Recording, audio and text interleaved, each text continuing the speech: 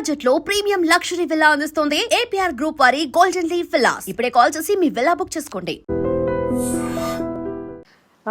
Before songs ఈ Pushpa ఫిలింది hit అవ్వకముందు మీ income source ఎలా ఉండేది? మీ స్టూడియోస్ సెటప్ ఎలా ఉండేది? మీరు ఒక టైంలో చెప్పారు ఇంట్లోనే ఒక్కొక్కసారి టైంలో మనీ లేకపోతే ఇంట్లోనే రికార్డ్ చేసుకునే వాళ్ళం, ఫోన్లో రికార్డ్ చేసుకొని మళ్ళీ సిస్టమ్ దగ్గరికి వెళ్ళి చేశానని చెప్పారు. అసలు ఆ జర్నీ ఏంటి చెప్పండి. అంటే బిఫోర్ ఎలా ఉండేది? అప్పుడు నేను ఈ ఫీల్డ్కి అయితే 2018లో వచ్చాను మేడం. 2022లో నాకంటే ఒక గుర్తింపు వచ్చింది. ఈ 4 years కూడా సో ఒక సాంగ్ మనం ఆ టైంలో ఒక సాంగ్ ఆడియో చేయాలనుకుంటే ఒక 15 to 20K అయ్యేది, ఒక 15 నుంచి 20,000 అయ్యేది. ఆ టైంలో 20,000 అంటే నాకు చాలా కష్టంగా ఉండేది అనమాట. అప్పుడు ఈవెంట్స్కి వెళ్తే రోజుకి 2,000 లేకపోతే 3,000 మిగిలేదు నాకు. అలాంటిది ఒక 7-8 ఈవెంట్లు ఆడితే కానీ ఒక సాంగ్ అయ్యేది కాదు. సో ఫ్యామిలీ నా మీద ఆధారపడి ఉండేది ఆ టైంలో కూడా. ఇప్పటికీ నా మీద ఆధారపడి ఉంది, ఆ టైంలో కూడా నా మీద ఆధారపడి ఉంది. సో అవన్నీ బేస్ చేసుకుంటూ సో మనకి ఇష్టమైన ఒక పాట మైండ్లోకి వచ్చినా అది చేయాలంటే చాలా కష్టంగా ఉండేది. సో ఎవరిని ప్రొడ్యూస్ చేయమని అడగాలో తెలిసేది కాదనమాట ఆ టైంలో. అది సెల్లో రికార్డింగ్ చేసుకొని సో మాకు టీం అబ్బాయిలు Santosh keyboard Santosh, like spots Prasad, Sai వీళ్ళు ఉండేవారనమాట. వీళ్ళని ఇంటికి పిలిపించుకొని సో బిట్ వర్క్లు కావచ్చు లేకపోతే రిథమ్స్ కావచ్చు అన్నీ ఇంటి దగ్గరే ఒక ప్లానింగ్ అంతా అయిన తర్వాత సో మనకు తెలిసిన వాళ్ళకి స్టూడియో వెర్షన్ చేసుకుందాం అంటే హెవీగా బడ్జెట్ కాకుండా ఒక 5,000-6,000లో చేసుకుందాం అనే ఆలోచనతోటి సో జాన్ విక్టర్ గారని ఆయన మొదటి పరిచయం అనమాట. సో ఇప్పుడు ఆయన ఎంత తీసుకుంటున్నారు పక్కన పెడితే ఆ టైంలో నాకు 5,000కి ఒక సాంగ్ చేసేసేవారు అనమాట. ఓపెన్గా చెప్పాలనుకుంటే పల్సర్ బైక్ సాంగ్ 5,000 నుంచి 10,000కి అయిపోయింది. అంటే ఆ టైంలో నాకు చాలా హెల్ప్ అయ్యారు. 5 to 10,000 చేశారు. మీకు ఎంత రెవెన్యూ వచ్చింది? అది టోటల్గా చూసుకుంటే ఓపెన్గా చెప్పాలనుకుంటే 40-50 lakhs దాటి వచ్చింది మేడం ఒక్క పల్సర్ బైక్ సాంగ్ వల్ల. ఒక్క పల్సర్ బైక్ సాంగ్ వచ్చింది. అంటే ఉన్న విషయం చెప్పాలి, టోటల్గా ఏంటంటే దానికి ఒక వీడియో సాంగ్ చేసాము, ఫీమేల్తో పాడించాను, నేను పాడాను, ఇవన్నీ కూడా మహా అయితే ఒక 5 lakhs బడ్జెట్ పెట్టి ఉంటాను. 5 lakhs మంచిగా ప్రాఫిట్ అంతా మంచిగా వచ్చింది. ఒక 5 lakhs బడ్జెట్ టోటల్ బడ్జెట్.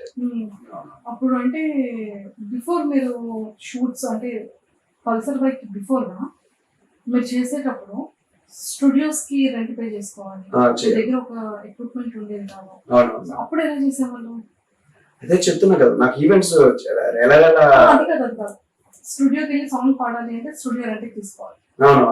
అది నాకు తెలిసిన స్టూడియో అయితే ఒకటే ఉండేది మేడం. అంటే చుట్టుపక్కల చాలా ఉన్నాయి కానీ జాన్ విక్టర్ గారని పెందుర్తిలో ఉంటారు. పుష్ప ప్యారడీ సాంగ్ ట్రాక్ మీద ఫస్ట్ టైం అక్కడ పాడారు అనమాట. ఆ రోజు నుంచి అన్న నాకు పరిచయం అనమాట. ఆయన ఇప్పుడు కూడా డబ్బులు అంటే డిమాండ్ చేయడం గట్రా ఏమి ఉండేది కాదనమాట. సో నేను కొంచెం దాని వల్ల ఇన్కమ్ వచ్చిన తర్వాత ఆయనకి నేను పే చేయడం అలా జరిగేది. ఆ టైంలో నాకు ఆయన చాలా హెల్ప్ అయ్యారు అనమాట. చాలా.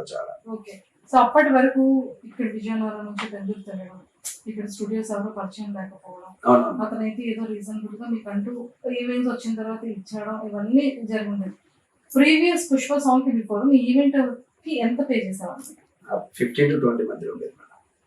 15,000 నుంచి 16,000, 10 మంది టీమ్ మాది, 10 members. మీరు 10 members వెళ్తే 15,000 15 నుంచి 20-25 ఆ మధ్యలో ఉంది. అంటే కొంచెం డిస్టెన్స్ అయితే 25, కొంచెం మాకు లోకల్లో ఉంటే 20 అలా ఉండేది మేడం. అప్పుడు 15 to 20 అలా ఉండేది. ఏదైనా 20,000 బడ్జెట్, 20,000 10 members అంటే ఈచ్ పర్సన్ కి 2,000 అంటే లైక్ ఒక్కొక్కరికి ఒక్కొక్క బడ్జెట్ ఉంటుంది మేడం. అందులో అందరికి ట్రావెలింగ్ ఖర్చులన్నీ పోక నాకు 2-3,000 మిగిలేదు మేడం. లీడ్ చేసేవాళ్ళు కాబట్టి 2-3,000 మిగిలేదు మేడం. ఇప్పుడు పల్సర్ బైక్ రమణ ఈవెంట్ ఎంత చార్జ్ చేస్తున్నారు?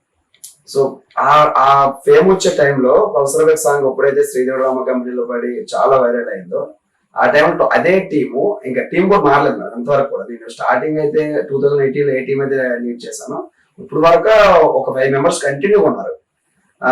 ఆ టైం పల్సర్ బైక్ ఎప్పుడైతే హైలైట్ అయిందో అదే 20,000కి వెళ్ళిన రమణ టీము 1,00,000 దాటిపోయింది మేడం. హైస్ట్ ఒకసారి అయితే 2,60,000కి వెళ్ళాం ఒక రోజు ఈవెంట్ కి. వన్ డే ఈవెంట్ కి 2,60,000. యావరేజ్ కి వెళ్ళింది ఏంటంటే 1 to 1.5 lakh మధ్యలో వెళ్ళాము. సో మా మిస్సెస్ కి ఆడవాళ్ళకి సంబంధించినవి అవి కొన్ని సేవింగ్స్ పెట్టుకున్నాము. బాబు గారి కోసం వచ్చి వస్తున్నాం అనమాట సేవింగ్స్ కోసం.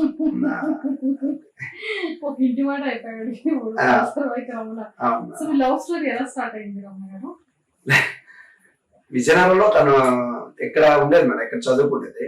ఒకసారి లైవ్ లో కలిసాం అనమాట. ఆ టైంలో ఇన్స్టాగ్రామ్ లైవ్ కాదు లైవ్ లో డైరెక్ట్ గా లైవ్ లో కలిసాము. ఆ టైంలో నాన్నకి హెల్త్ ఇష్యూ అనమాట. మేము 4 మెంబర్స్, అన్నయ్య, అక్క, నేను, చెల్లి అనమాట. 3 మెంబర్స్ కి మ్యారేజ్ అయిపోయింది. నాకు ఒక్కరికే పెండింగ్ ఉంది. నాన్నకి అప్పటికి 2 years నుంచి హెల్త్ బాగాలేదు. 2 years నుంచి నన్ను ఫోర్స్ చేస్తున్నాను మ్యారేజ్ చేసుకో. ఆ టైంలో మ్యారేజ్ చేసుకోని ఇంటికాడ నుంచి చాలా ఫోర్స్ ఉంది. అలాంటి టైంలో ఎవరో అన్నోన్ పర్సన్ ఎదురుగా కూర్చొని నచ్చిందా బాగుందా అలా అనుకునే దానికంటే ముందు ఎవరైనా మనకి ఒక అమ్మాయిని పరిచయం చేసుకొని సో ఒకరినొకరు అర్థం చేసుకొని అలా మ్యారేజ్ చేసుకుంటే బాగుంటుంది అనే ఆలోచనతో ఫ్రెండ్లీగా మూవ్ అయ్యాయి కొన్ని రోజులు. సో అలాగే ఒక 6 months ట్రావెల్ అయిన తర్వాత మ్యారేజ్ చేసుకోవాలి అనేసి ఒకరికొకరు అనుకున్నాం అనమాట. ఫస్ట్ ఎవరు ప్రపోజ్ చేశారు? తనే కాదు అంటే నాకు మనసులో ఇష్టం ఉంది ఉండడానికి రీజన్ ఏంటంటే మ్యారేజ్ అండ్ ఫోర్స్ ఎక్కువ అవుతుంది. అప్పటికి ఒకరికొకరు బాగా అర్థం చేసుకున్నాము. సో ఇలాంటి అమ్మాయి అయితే సో నా ఫీల్డ్ కి ఇబ్బంది ఉండదనే ఒక కాన్ఫిడెన్స్ కలిగింది అనమాట. సో అమ్మాయిని చేసుకుంటే బాగుంటది, ప్రాజెక్ట్ విషయంలో కావచ్చు అన్నింటిలో అర్థం చేసుకుంటది నాకు నమ్మకం కలిగింది. సో ఇద్దరం అనుకొని మూవ్ అయ్యాం అనమాట. సో వాళ్ళ ఇంట్లో అంటే లైక్ లవ్ అని తెలియకుండా అరేంజ్ మ్యారేజ్ కింద అడిగించారు. ఆడపిల్ల కదా తెలిస్తే వాళ్ళు బాధపడతారు అనే ఇంటెన్షన్ తోటి అడిగించాము. వాళ్ళు ఎలా ఫీల్ అయ్యారంటే అది ఎన్ని రోజులు ఉంటో తెలియదు కదా ఈ ఫేము, సో ఇవ్వాలంటే కొంచెం కష్టం అనేటట్లుగా వాళ్ళ దర్శనం వాళ్ళు మాట్లాడారు అనమాట. అప్పటికి అమ్మాయి ఫీక్స్ లోకి వెళ్ళిపోయింది. నేను కొంచెం డ్రాప్ అవ్వాలని ఇంటెన్షన్ ఉన్నా సరే ఈ అమ్మాయి మాత్రం పిచ్చి ఫీక్స్ లోకి వెళ్ళిపోయింది అనమాట. ఆ టైంలో ఏం చేయలేము అర్థం కాక ఇంకా ఉన్న విషయం చెప్పేస్తాం వాళ్ళకి, ఇలా ఇద్దరమే ఇష్టపడ్డాము, ఇలా మ్యారేజ్ చేసుకోవాలనుకుంటున్నాము, సో ఇలా బయటకు వెళ్ళిపోయి చేసుకోవాలనుకుంటే చేసేసుకోవచ్చు, చాలా జరుగుతున్నాయి.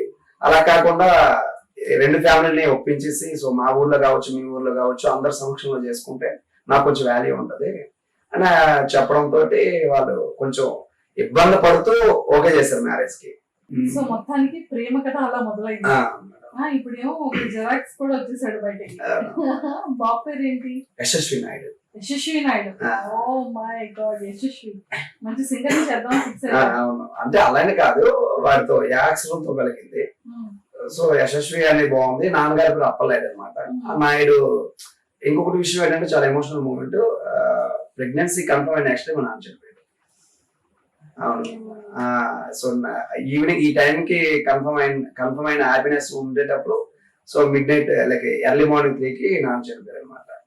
ఆ టైంలో ఇంటికి వెళ్ళాం ఇక్కడ నుంచి. అవును, అంటే అప్పటి వరకు మేము అంటే మ్యారేజ్ అయిన తర్వాత ఆడపిల్ల కావాలని చాలా ఆశపడ్డాం ఇద్దరు కూడా. సో మా మిస్సెస్ కావచ్చు నేను కావచ్చు. ఎప్పుడైతే నాన్న చనిపోయారో ఊర్లో వాళ్ళందరూ కూడా ఎందుకు బాధపడతారు, నాన్న చనిపోలేదు మళ్ళీ కడుపు రూపంలో వెంటనే వచ్చేసాడు టెన్షన్ పడకనే అందరు చెప్పడం మళ్ళీ నా మైండ్ సెట్ మొత్తం మారిపోయింది. పాప నుంచి బాబుకి వెళ్ళిపోయింది అనమాట. బాబునే ఫిక్స్ అయ్యాము. మళ్ళీ ఆ టైంలో అమ్మాయి పుట్టుంటే బాధపడేవాడిని. And for more videos, please subscribe to iDream. Please subscribe to iDream. Please subscribe iDream. And please subscribe to iDream. For more videos, subscribe to iDream. please like, share and subscribe to the channel. Congratulations, iDream. Subscribe to iDream. Subscribe to iDream. So subscribe to iDream Media. iDream ki iDream team andarki huge congratulations. Please subscribe iDream Media. Please subscribe to iDream. Subscribe iDream. Please subscribe to iDream. iDream అంటే నా కళల ఛానల్ను subscribe చేసుకున్న నోరు తిరుగుతలేదు, మీరైతే గంట గుర్తు కొట్టండి. For more such videos, please subscribe to iDream. Subscribe to iDream. Please subscribe to iDream. Please subscribe iDream Media. Please do subscribe to iDream. Please subscribe to iDream Media. For best entertainment and information, please subscribe iDream. And don't forget to subscribe to iDream.